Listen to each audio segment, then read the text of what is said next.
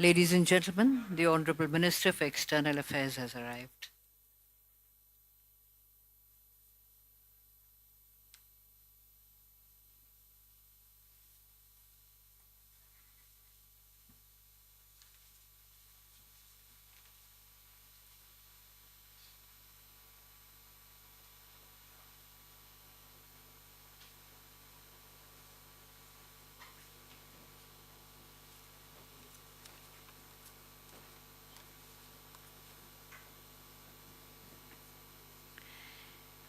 Good afternoon, ladies and gentlemen, and welcome to our special session. We are honored to have with us Dr. S. Jaishankar, Honorable Minister for External Affairs, Government of India. We also have with us on the dais Dr. Vinay Sahasrabuddhe, President ICCR, Shri Kumar Tuhin, Director General ICCR. I request Dr. Vinay Sahasrabuddhe to kindly extend a floral welcome to Dr. S. Jaishankar.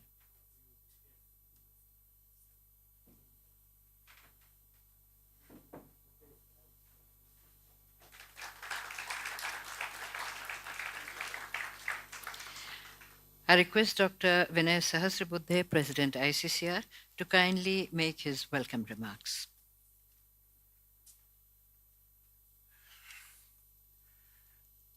Honorable Minister for External Affairs, Dr. S. Jaishankar, our DG Kumar Tuhin, and academics who have come from as many as 39 countries, and also academics from India. Dr. Jaishankar is here because he is also an academic. He has written several books, and when recently we had a kind of a seminar involving persons teaching international relations, he was very enthusiastic and keen and saying that I'm also a student of international relations. So somebody who is an academic at the core is here amongst us. Thank you very much, sir. Even though the parliament session is going on, he took out time and came over here. We are really grateful. Simply to give a background, these are the academics. Many of them are heads of departments. And as I said, representing several countries from Brazil to Japan and Sweden to Sri Lanka. So the entire perhaps global community is represented over here. Later on, they will be sitting in groups and discussing Buddhist studies, Sanskrit, Indology, music and dance, Indian classical music and dance, and yoga and Ayurveda. And the discussions will be led by senior academics representing apex level educational institutions, mostly government institutions in India. Tomorrow, they will also be discussing the career opportunities that could be made available to the students passing out of their departments, in which we are involving organizations like FICCI, CII, Tourism Development Corporation, and the Ayurveda Drug Manufacturers Association, so on and so forth. So it's a first of its kind, a unique exercise, and we are really happy that we are being blessed by a person no less than our Foreign Minister, Shri Jaishankar ji. Most welcome, sir.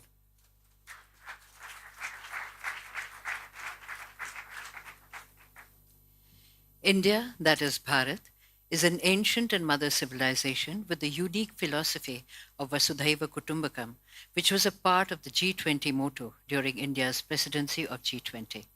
I request Dr. S. Jaishankar, Honorable Minister for External Affairs, Government of India, to kindly speak on the subject of building a Bharat narrative.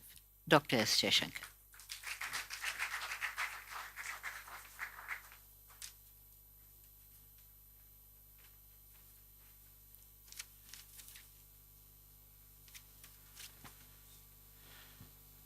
Dr. Vinay Sahasrabuddhe, Ambassador Kumar Tuhin, dear friends, first of all, let me say what a great pleasure it is to see so many of you assembled here.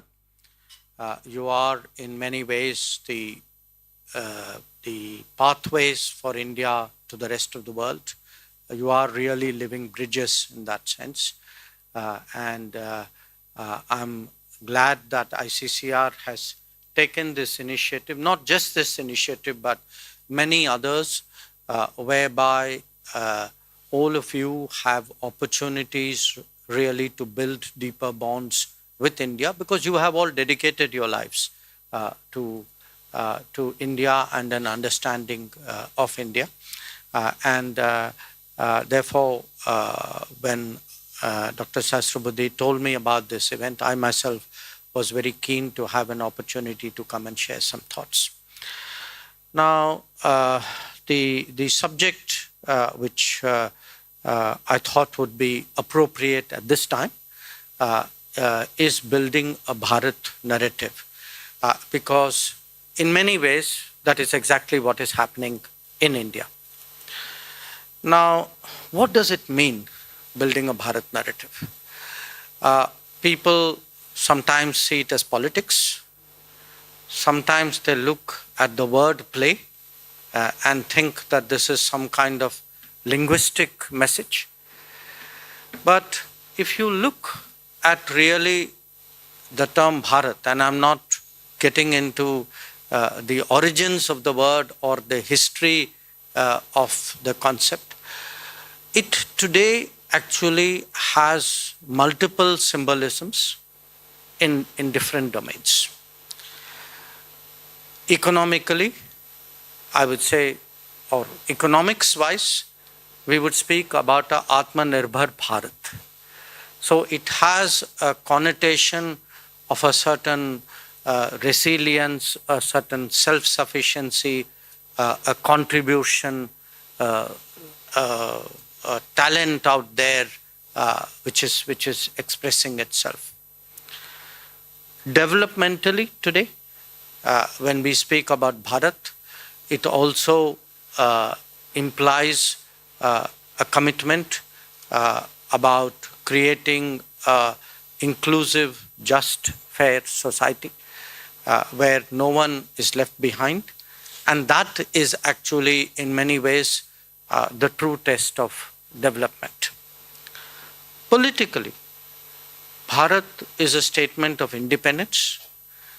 It is a declaration that as India engages the world, it doesn't have to be done necessarily in terms set by others or in frameworks determined by others.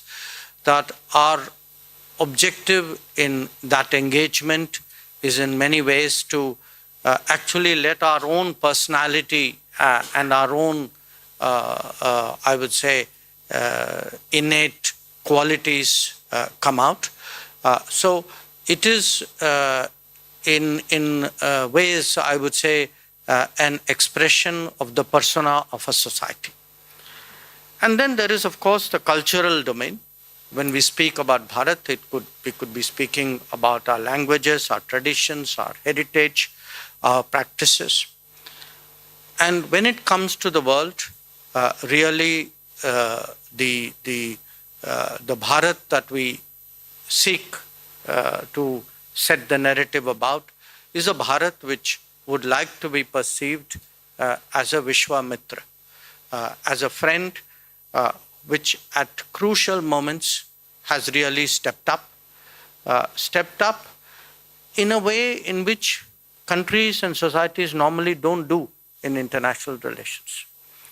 A society where people are still being vaccinated but is willing to share those vaccines with the rest of the world. A society where when we have a chance to assume a responsibility, like we did at the G20, that we did so with a cause and commitment for the global South. And actually, in many ways, as we showed again during G20, a culture that is able to harmonize, that at a time when the world is so deeply divided, where very frankly not everybody expected us to succeed in our G20 presidency, we were able to find a bridge both between the East and the West and between the North and the South. Now, when we speak about Bharat today, it is also in many ways linked to, I would say, a change in the way in which we look ahead. Typically, governments look at the term that awaits them. So the thinking of a government runs from an election to an election. And in that country, at best, that is a 5-year plan that you can have. Today, we are talking about an Amrit Kal. 25-year vision where we actually think that we would see a remarkable transformation in our country. And we will be able to, in many ways, address a lot of historical problems while establishing our place in the international order. So, when I lay out that kind of meaning of Bharat before you and all that it implies in terms of India's interactions with the world, you would ask yourself how it would impact on your own lives and on your own professions, on your own specializations. Here I would make 3 comments. One, that clearly as India becomes more relevant and more important and more central to global developments and global thinking, the value of Indology will commensurately grow. So when we look at an Amrit Kal for India, I also look at an Amrit Kal for Indology. And I can say with a fair amount of confidence that everything that you have been doing will actually have a greater and greater value in the coming years. The second is actually this challenge today of interpreting and explaining and connecting with this changing India. Because my own experiences, so many things have actually transformed in the last decade. And there is a lag where the world is concerned about understanding it. And a lot of that lag is because the interpreters of India to the world are actually people who do not know necessarily India very well. Very few of them probably speak any Indian language. Their circle of contacts is probably much narrower than yours. They probably have lived here in a very, not in as intense a way as those of you who have devoted your lives to the study of India have done. So one of our challenges has been that how does one communicate to the world what is happening in India, this can be a misreading of something as practical as an election result, or perhaps something much deeper about actually what are the social forces at work in India, or even an understanding of the debates in India. That sometimes when having participated in those debates at home, I listen to the versions abroad. I feel sometimes almost like we are in 2 different planets. So how does one get the understanding of this evolving India, of this changing India, of a society that has democratized so deeply today, that a lot of its leadership and its thought processes are actually being driven by people and by forces which are so deeply Indian, which are so grounded, which are so rooted in India. And the third, of course, is to familiarize the world more and more with our culture, heritage, and traditions. Because at the end of the day, it is going to be more important for the world to understand the thinking of India. If we have a situation where other parts of the world are trying to force fit India into their constructs, then it is going to be difficult for them to really grasp what is happening in our country. And let me give you a few examples. We often speak about democracy. We should have politics with values and beliefs, and say democracies must come together. Now, many of you know Indian history as well as we do, perhaps some of you even better. And you're all aware how deep the consultative culture has been in Indian society, and also how widespread is the sense of pluralism. That this is a society which has never ever imposed uniformity on the people who populate it, which has in fact never even seen uniformity as a virtue. That intrinsically, innately, we have always actually seen in diversity multiple expressions of a certain unity. And today, therefore, when we have these debates about democracy, and sometimes, as part of the political narrative, there is always this game, who is a better democracy, where is democracy doing better, where is it not? People give marks, certificates, report cards on this. Now, this is a culture where actually that pluralism and that tradition of consultation and confabulation has been going on for thousands of years.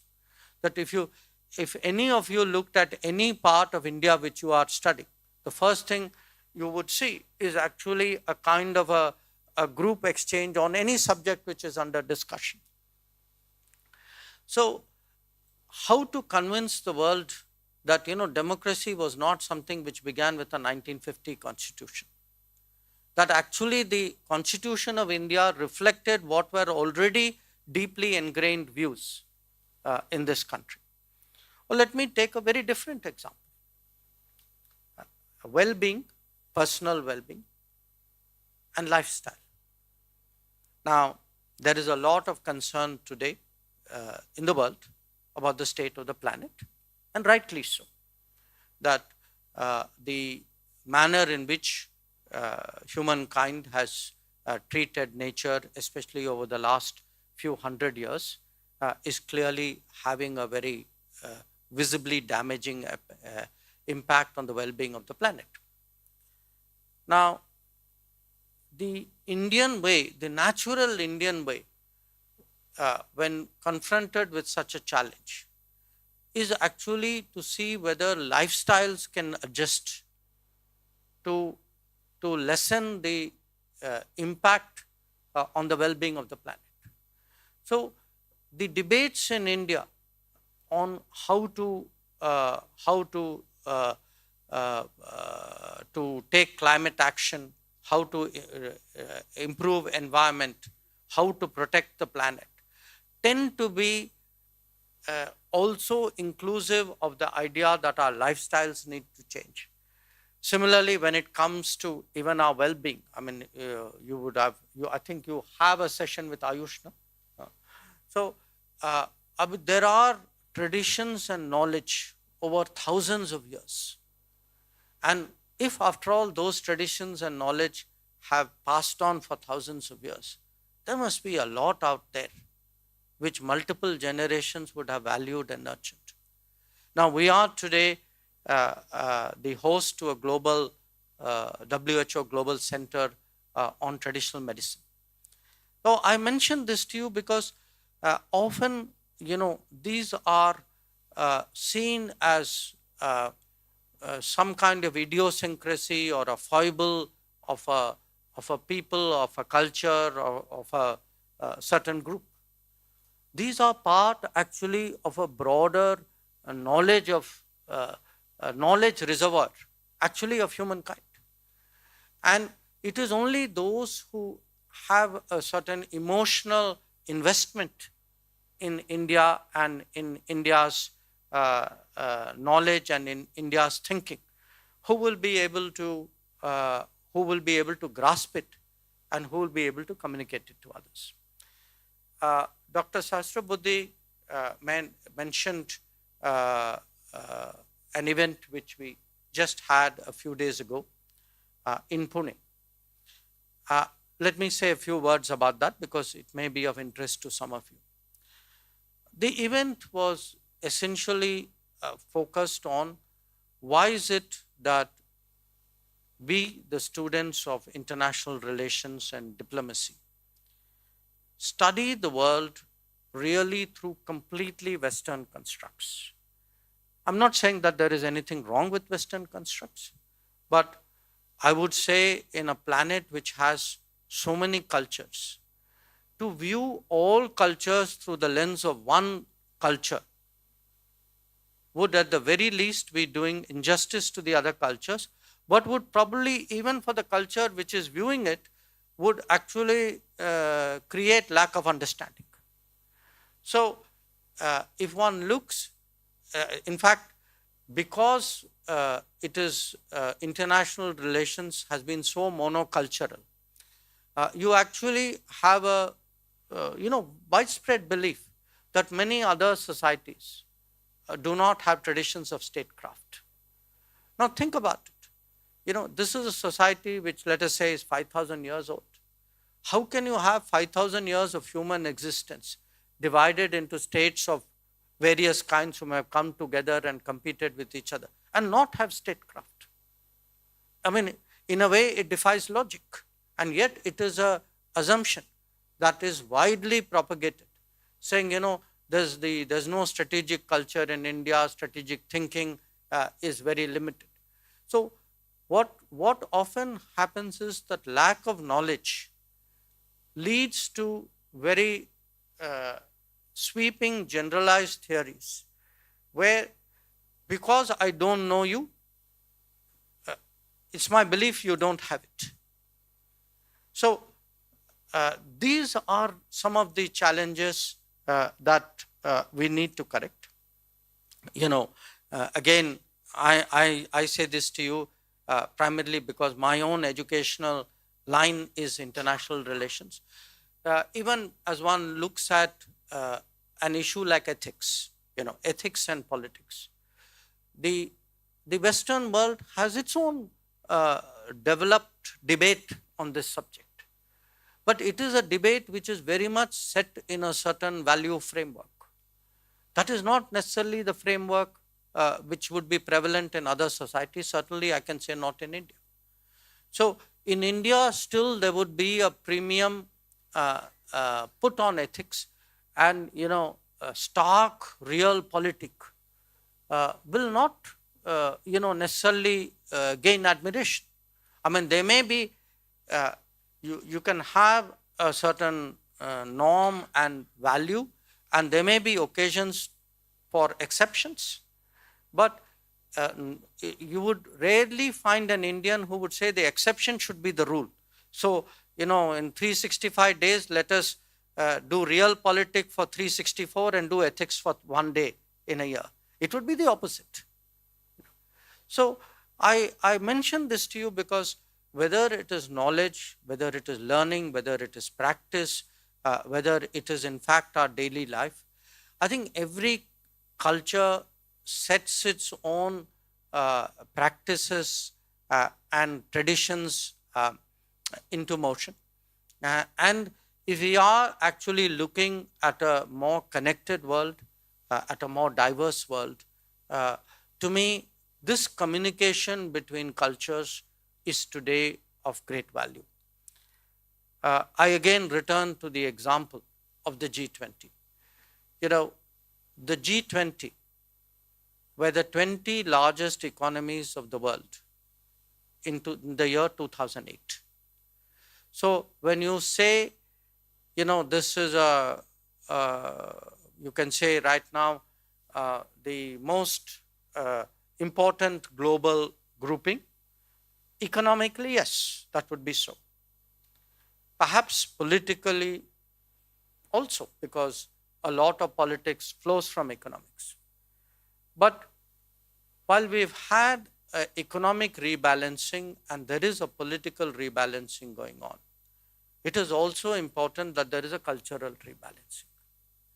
That how do the big cultures or the main cultures of the world actually communicate with each other? How do they among themselves have the conversations so that the world will not be multipolar if the world is monocultural? That until, when we speak about democracy, we may have democracy within a society, but there has to be a democracy among societies as well. If there are 200 countries of the world, there are at the very least at least 200 cultures of the world. And how do we give value and respect to all of them? I think that in many ways is the big question facing the world today. And for me personally, having worked in many embassies, I've seen how much Indologists have done in terms of shaping India's image and promoting an understanding of India in the countries and societies where they work. And I can only say that, my very presence here today is a statement of the value that we put to the work which all of you are doing. And as frankly, as India grows, as we ascend, you can say, the hierarchy of international relations, I see more and more relevance and importance for what all of you are doing. And certainly, I would say in the last few years, ICCR has done an enormous amount to build closer ties with the Indologist community across the world. And I would certainly be very supportive of any initiative to deepen those ties, to find ways, because we were again at the Vishwa Hindi Sammelan in Fiji. And I hope, if, for example, in future years, we see much more participation of those who teach Hindi and Sanskrit on such occasions, not just from India, but from across the world, but again, in India or even regionally. I think it would be useful for us, just as we have ambassadors, we among our ambassadors, we do an annual meeting of ambassadors, but we also have regional meeting of ambassadors. So I would say that such gatherings, partly motivational, but also partly so that people, there's a continuous rub between people who are in policy positions, people who have a genuine commitment to promoting Indology in the world, with those who are actually taking on that responsibility. Once again, I want to say it's really a very great pleasure to meet all of you, and I wish your gathering all success. Thank you very much.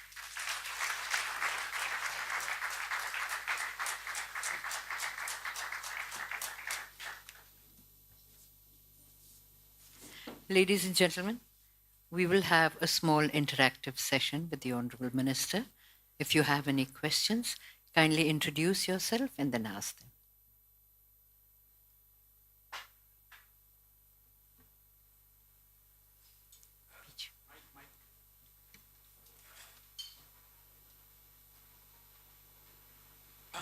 Hello. I'm Idmar Theodore from Israel, Indologist. Thank you so much, Minister for External Affairs, for a very enlivening and encouraging talk.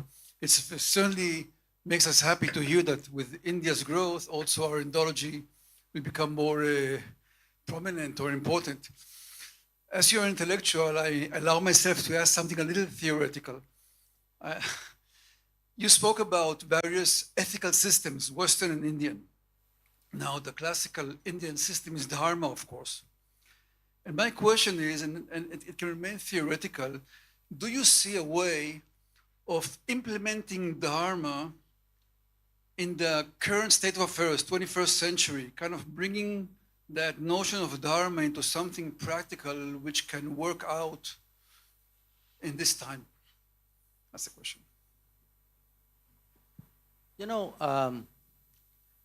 My short answer to you would be a yes, but it would be a very imperfect yes.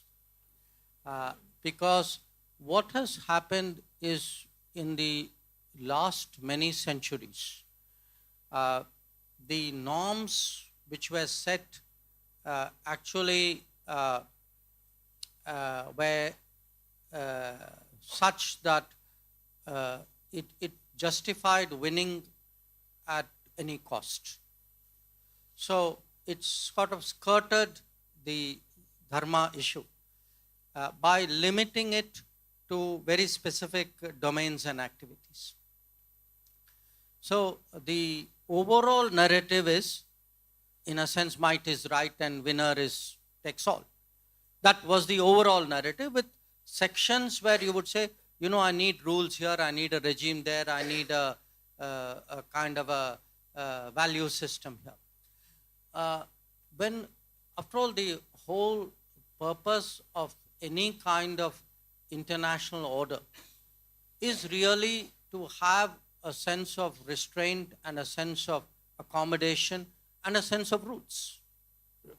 So I certainly, as a foreign minister, cannot tell you that the world right now is predominantly practicing it. But I would say, there are ways of doing it. We may use different terms. I mean, we in today would use the term reputational cost. It has the same meaning. After all, which country or which leader or which organization or which party would like to be perceived in a negative light? So I do think that to the extent that countries are willing to take that line, and I gave this example of vaccines, that the fact that a country itself in the midst of vaccination could give vaccines as far away as the Caribbean. People are asking themselves in the Caribbean. This is the Caribbean. There were big vaccine production centers close by. There were big stockpiles of vaccine there. But why didn't they get it from those stockpiles? Why did it have to come from the other end of the world? So somewhere I think the idea of decency, the idea of humanitarian, these are not, these are not NGO sentiments. They are actually of value in real life. And my sense is, if enough countries feel there is, even self-interest makes you, you can practice dharma for self-interested reasons. So I would be very much with you in that.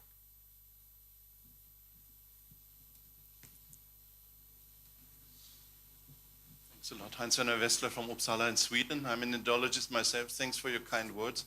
But it's very interesting. We see all over in the Western world where we have these small departments, traditional departments of Indology, in some places also South Asian studies or whatever you call the baby, that we are in a crisis. We are in a state of decline. As you know, a lot of these old chairs have been abolished in recent years or endangered at least. And the interest in Sanskrit, and the same is also true for Hindi, is on the decline just now. It's interesting, it doesn't fit to the growing importance, as you mentioned, the growing importance of India in international relations and all these things, and the awareness of India, the presence of India in the world. I don't have a clear clue to this question, why this is the case. It has to do with the Orientalism debate, of course. It has to do with changing knowledge economies in the West. It also has to do with the job opportunities. I see this in my own big department, where Chinese is the strongest language because of the job opportunities that go with Chinese.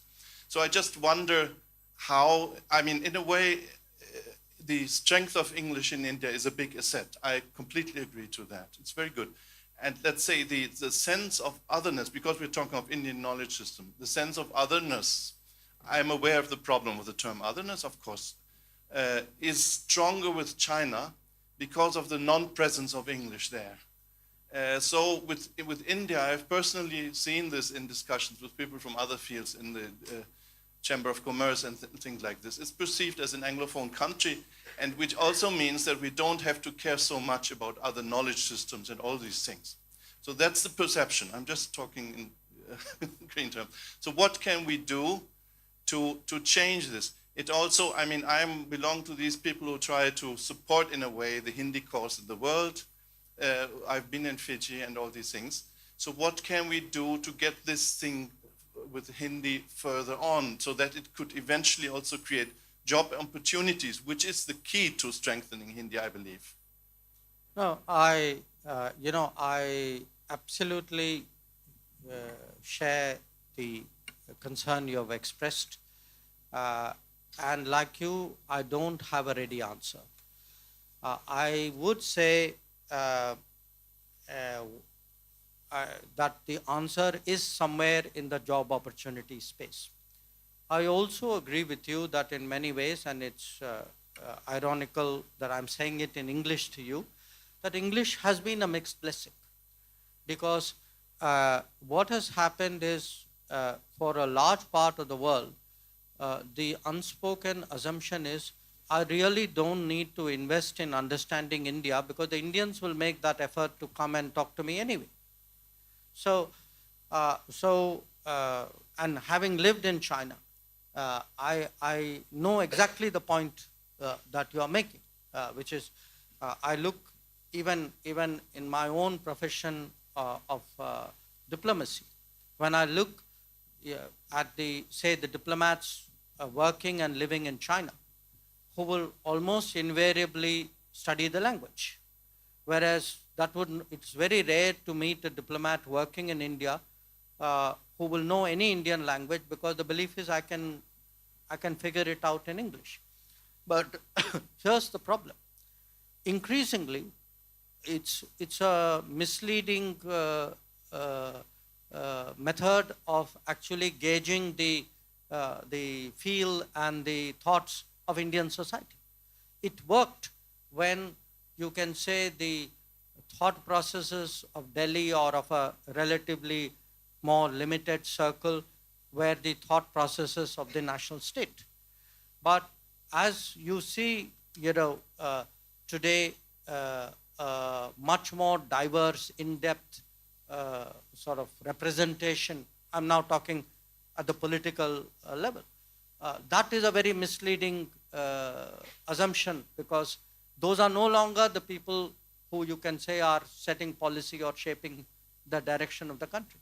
So I would imagine at some stage there would be a desire to understand better what is happening in India, and my hope is that it would lead other countries, other societies to make that investment. But I would say, as people who are in charge at this end, we do need to not wait for them to do that, but really relook at how, a lot of the support which has been given, but which has been having its ups and downs, how do we do it better? I think it is a very, very valid point.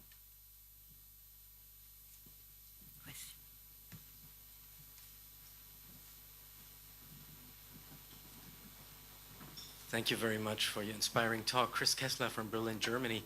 I still haven't quite understood where do you see the role for non-Indian ambassadors for Indian knowledge as per the Bharat narrative?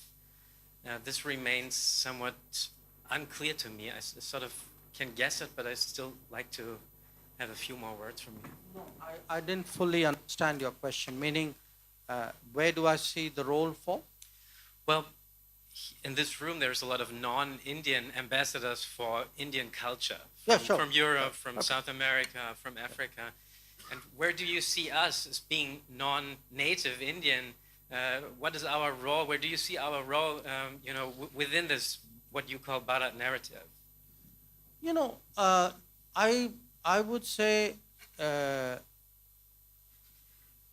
in a sense, you would be intuitive appreciators of the narrative. I mean, the narrative may not have been presented to you as a clear construct in whichever field we are talking about.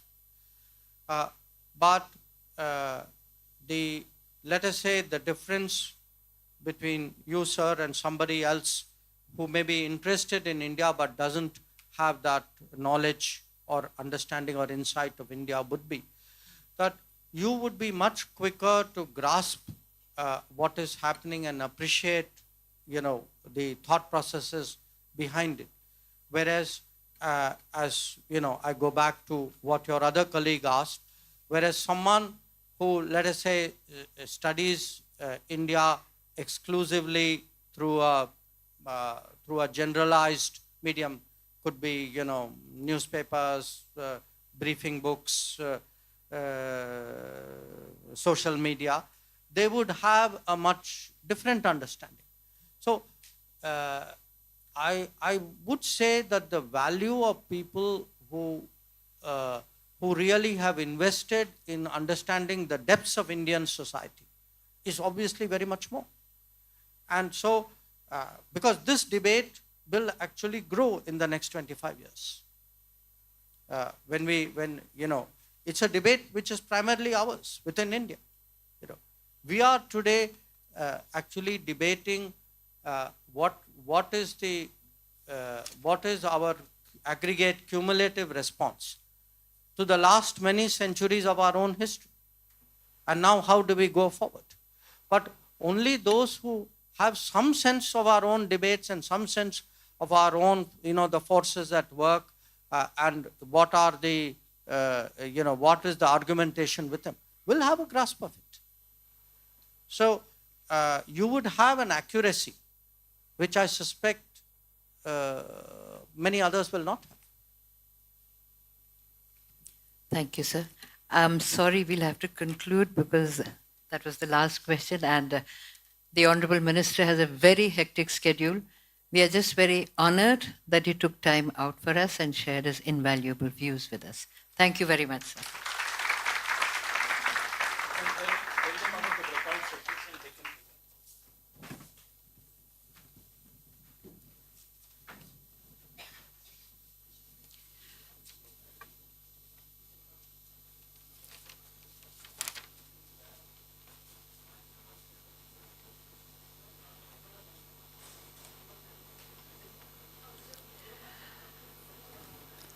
Ladies and gentlemen, we will now begin with our breakout.